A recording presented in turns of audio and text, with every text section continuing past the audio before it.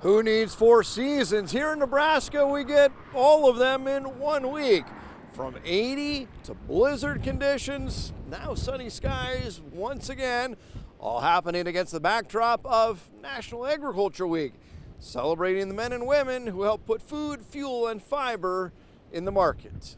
Adjust, adapt, and keep moving forward. The blizzard may have slowed things down, causing some problems when the lights went out for many rural residents. My mom works at JBS and she's with the cows. And they may have never been to the farm, so the farm comes to them. We see how Grand Island kids connect with agriculture.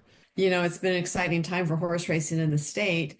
If you've ever wanted to work with horses, this may be the time. We'll learn how casinos are creating new opportunities. And the trade war, why Congressman Adrian Smith says he supports the president, even if he's not a fan of tariffs.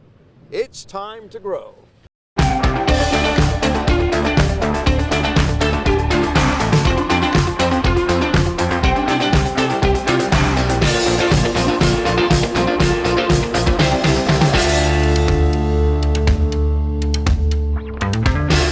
March roared in with a spring fling, then flirted with summer before turning to an all-out blizzard. And now, just days later, the sun's shining again. Battered by winds, blanketed by snow. Blizzard conditions bring trouble. One car getting stuck causes other cars to get problems. The plouts are trying to get the roads open. Deputy Andy Allen watched as cars ventured out of Grand Island city limits into areas where there's little to stop the wind. Roads are closed and people still feel they need to travel. It's just a frustrating day. In the beef state, even livestock felt the impact. They're concerned for the safety of the cattle, and the trains that come through here so often, so we're trying to keep them off the tracks. Owner's on his way to get them moved. They look really cold. Crop farmers struggled too. It's no power, no water, no way to flush toilets. We woke up this morning to no power, and so we're just, we haven't been doing much. Just a day earlier, Doug Sadoff was doing field work in a t-shirt. But that changed rapidly. Now his family celebrates a birthday in the dark. It won't be much fun. We'll have to do it some other day, maybe. Southern Public Power tried to restore power to 9,000 customers, many of them rural. Think about the safety for the linemen. We don't want them getting injured today. It's pretty nasty out there. We can handle being without power for a while. City or country, the storm tests patience with a reminder this will soon pass. As agriculture goes, so goes Grand Island. I'm Steve White. National Agriculture Week is here, and this event brings the farm to kids. Bursting into giggles. Kids get hands-on with agriculture. What do you like about the baby pigs? They're cute and fluffy. Despite being surrounded by farms, many Grand Island students have never been on one. No. How much do you know about animals then? I'll say like 5%. So not very much, huh? No. When you get up to over 50,000, there's a lot of these kids that don't know what's happening in their backyards. The president of the Nebraska Corn Growers farms in Hall County. Michael Dibbern says input costs are high, commodity prices low, and a change in Washington has brought uncertainty.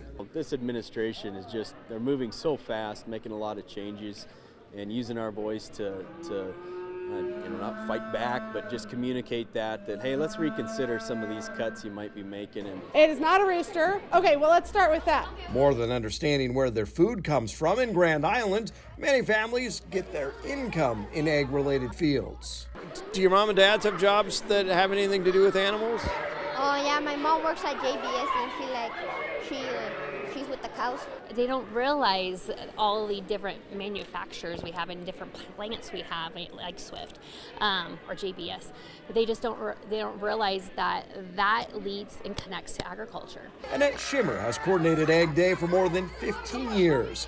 A family farmer herself, she sees the struggles. With the commodities not doing so well, they're sitting tight. They're going to take a step back. How is this year going to go? What do we put on our crops to make them grow? While farm families deal with weather woes and a possible trade war, this is a chance to grow stronger roots by connecting those who may otherwise never step foot on a farm. And that agriculture plays a huge part right here. So yeah, this is huge to be able to bring the farm to them. Congressman Adrian Smith says he's no fan of tariffs, but he does defend the president's trade agenda, even as some farmers are frustrated. Nebraska's 3rd congressional district ranks #1, the most productive agricultural region, generating billions, nearly evenly split between crop and livestock. Much of that exported, so the threat of a trade war casts a dark cloud. I'm not a fan of tariffs. I worry that history shows us that an increased cost of products. Now, I understand they need to be a tool in the toolbox. Congressman Adrian Smith says tariffs need to be accompanied by aggressive trade deals. Trump is going to drive a hard bargain. And I'm comfortable with the fact that the president wants to do well by farmers and ranchers. And so I respect that. I want to be very vigilant along the way to make sure that we're moving trade policies along appropriately. During the last trade war with China, the Trump administration sent billions in what some called a farmer bailout. At the time, corn growers were happy to see a new trade deal with Canada and Mexico, countries the president has now put on notice. And so that's very concerning that they've been true friends, and we need to keep that relationship going. Congressman Smith says he's listening to Nebraskans, not just on trade, but spending cuts. It's appropriate because the bureaucracy has grown and grown and grown with not enough pushback. We are seeing pushback now, and I think we can have positive results. Smith says he expects Elon Musk's Doge to result in legislation to carry out cuts. He says the president is doing what he was elected to do, and while Smith says that may at times result in painful action for Nebraska, overall he says it's what Nebraskans want. There's some folks who are concerned, and again, I appreciate that. But I think the aggressiveness is something that the president campaigned on as a candidate, and he's making good on a lot of what he promised. Some producers raising concerns about cuts to the USDA, including NRCS and FSA offices. This administration is they're moving so fast, making a lot of changes. And, like I've been saying, we're right at the forefront with communicating that, these things are affecting all of us, both positive and negative ways. Meanwhile, cattlemen were quick to defend the work of the U.S. Meat Animal Research Center, that USDA research farm in Clay County. Congressman Adrian Smith says he's been there and calls it a powerhouse. The layoff impact remains unclear. The Meat Animal Research Center, this is world class. And, it helps producers of beef, pork, and lamb. But this is really about consumers, the affordability of protein here at home and even beyond, because when we can bring about more efficient means of production, and Mark is key to that, everyone benefits. So I'm very eager to tell that story to my colleagues, to the public, to the administration. Against the backdrop of National Agriculture Day, Ag Secretary Brooke Rollins announcing a $10 billion farmer relief package. It will be direct relief through the Emergency Commodity Assistance Program for the 2024 crop year. The FSA will administer the funds, which are designed to offset the impact of high input costs and lower commodity prices. Rollins said producers are facing market uncertainty and they plan to streamline and accelerate those payments. Applications will be sent pre-filled out. Eligible crops include wheat, corn, sorghum, soybeans, and a host of others. It's been an exciting time for horse racing in the state. Grand Island's new casino opens soon, bringing with it new opportunities for Nebraska agriculture. We'll see what the possibilities are for those who want to work with horses. Hello, I'm David May, Macon Bacon and Nebraska Pork Producers. Always enjoy putting bacon on people's table and hope we have a good Ag Week. Hi, my name is Leah Kristen. I'm from Steiner, Nebraska, and I am most passionate about agriculture education. I'm a freshman at the University of Nebraska-Lincoln, studying to be an ag teacher, and just love to teach the students about everything that comes from their food to shelter and everything in between. So I just love to help students learn more about agriculture.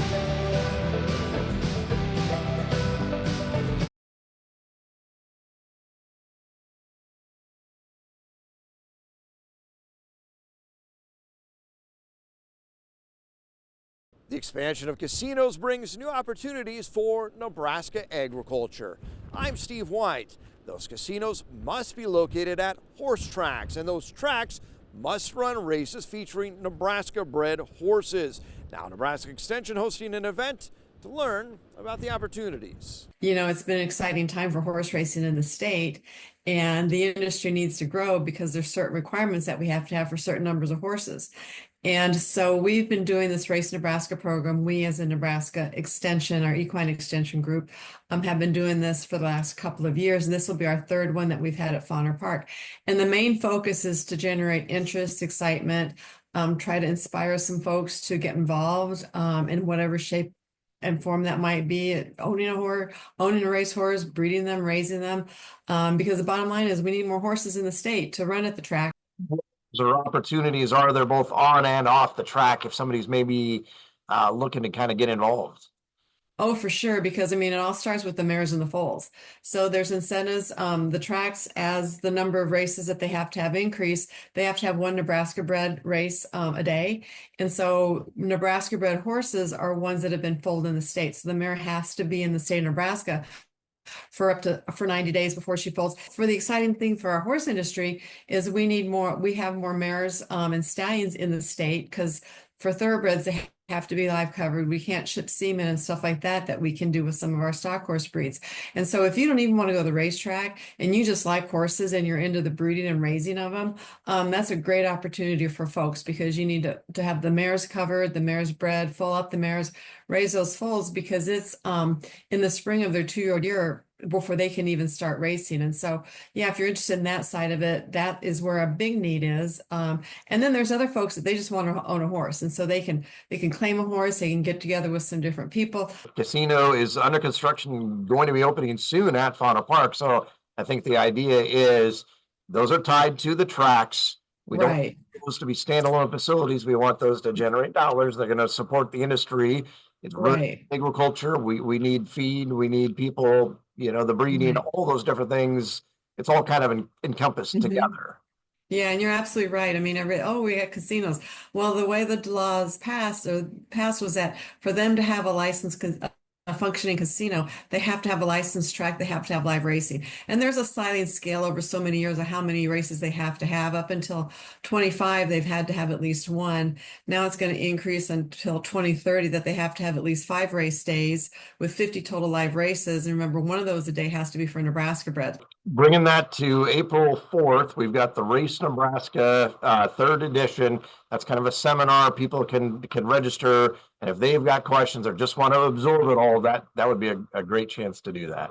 But it's a really neat thing to see some of the inner workings of racing of the track. And then we'll have a seminar room that we'll have with talking about some of the reproductive things of breeding mares, foaling mares out, different things about the breeders' incentives, how the purses are increasing, roles of the different folks on the track. And so a lot of great information to kind of help people understand everything that goes together and how to be a part of it. So yeah, it's been a really fun, very well attended event that we've had out there at Fauner. Our Grow Weather Outlook is next, and later we check out one of the newest FFA programs in the state and the impact it's making. Hello, I'm Ashley Boniface. I am a Nebraska Corn and Soybean Board Ambassador. I am a college student at the University of Nebraska-Lincoln, majoring in agribusiness, but I grew up on my family's row crop farm near Roseland, Nebraska in Adams County. I am proud to be from Nebraska because we generate most of our economy. I'm Michael Dipper, and I'm president of the Nebraska Corn Growers Association, and I'm happy to be celebrating National Ag Week. Agriculture is important to me because it is a family-focused business that is so important to rural America and our future.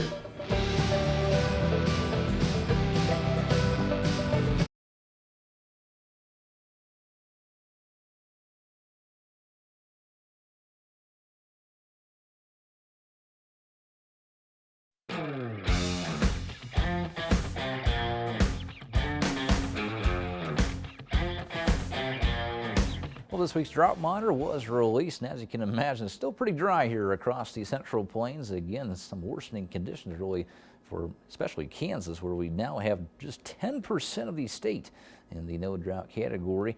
Meanwhile, abnormally dry, 90%, both those about a 3.5% reduction compared to last week's report. Moderate drought now stands about 48.5%, a whopping 20.25% reduction compared to last week. Also did see severe drought, that category getting added back into the picture here across the southern portion of the state. 2.38% of the state that represents. So unfortunately, kind of going the wrong way as far as the drought goes, especially in Kansas. Pretty similar in Nebraska, although it did see some slightly worsening conditions. Again, no drought still stands about 1.83%. Meanwhile, abnormally dry still at 98.2%.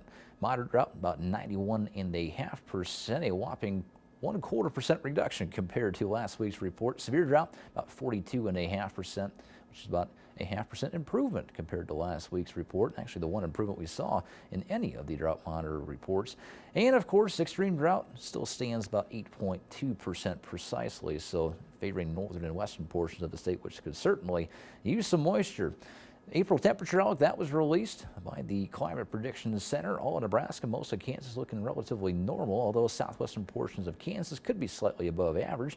Precipitation-wise, looks pretty normal as well, except if you're in southwest Nebraska and western portions of Kansas. And as far as the next 3 months go, Nebraska looking normal once again as far as temperatures go.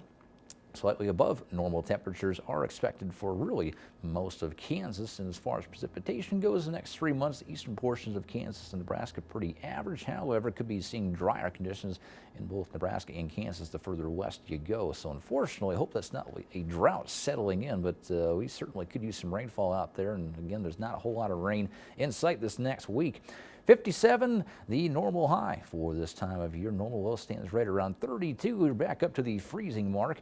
The week ahead, the average high, though, we're looking very above normal. 69 the average high, and the average low roughly at 41. So running a little above normal this week, and of course those temperatures kind of bouncing around some in the 60s and 70s throughout the entire week, and of course staying dry as well. Could see a slight chance of a system arriving towards the tail end of the week, something to watch, but still quite a ways out. Otherwise, it will be on the breezy side this next week, too, which kind of ties into our Grow proverb here. A bushel of March dust is worth a king's ransom. So maybe that March dust isn't as worthless as you may think it is. Of course, it certainly is worth a little bit more the more you have, I guess, for a king's ransom. But March dust worth a little something. That's going to do it for your Grow Weather Report this week. Stay tuned next week when once again it'll be time to grow. When Grow wraps up, we head to Giltner, one of the newest ag education programs in the state, and the impact it's making. Hi, I'm Christine with Nebraska Sorghum, and my favorite part of my job is getting to work with sorghum farmers.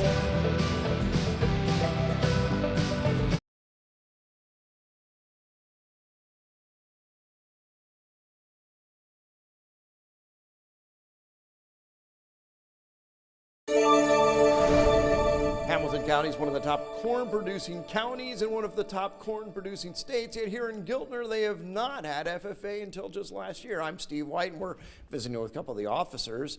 So let's start with you, Peyton. What do you really like about the fact that your school has added ag education and FFA?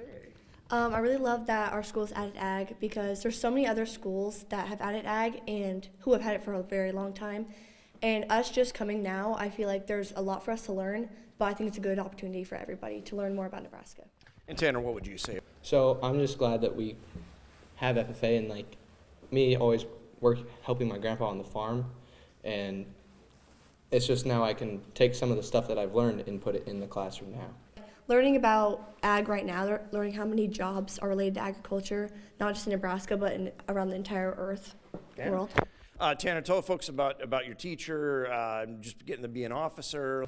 Our ag class is pretty fun. Miss Schulte's a great teacher. We've got Fallon and Wyatt. Fallon, tell me, what do you like about that agri-science, getting that kind of hands-on experience in a contest like that? I like it because I'll do a lot better with hands-on experiences and not just like a test, and yeah, it makes it a lot easier for me. Yeah. And what about you, Wyatt? Like he said, I like having a hands-on experience, and it's kind of cool learning how to like dissect things. So dissecting a pig, is that one of the things I heard you guys do? Yeah, we had to do it for qualifying for state. Well, this is my first year, and it's been really nice because you get two different like ways of doing stuff. Because in the classroom, you're usually just subjected to just one way of doing it, and FFA you get taught like multiple ways sometimes. Yeah. Well, you're surrounded by some of the most productive farm ground anywhere, and the fact that your school has now taken this step, does it just get you excited about maybe finding your place and finding what your role could be going forward? Yeah, it just shows how much there is out there and how much opportunity there is, and just learning what my dad does, what family does, everyone around me does. It's a great opportunity that we now have that really some of our parents, our grandparents never got when they came here.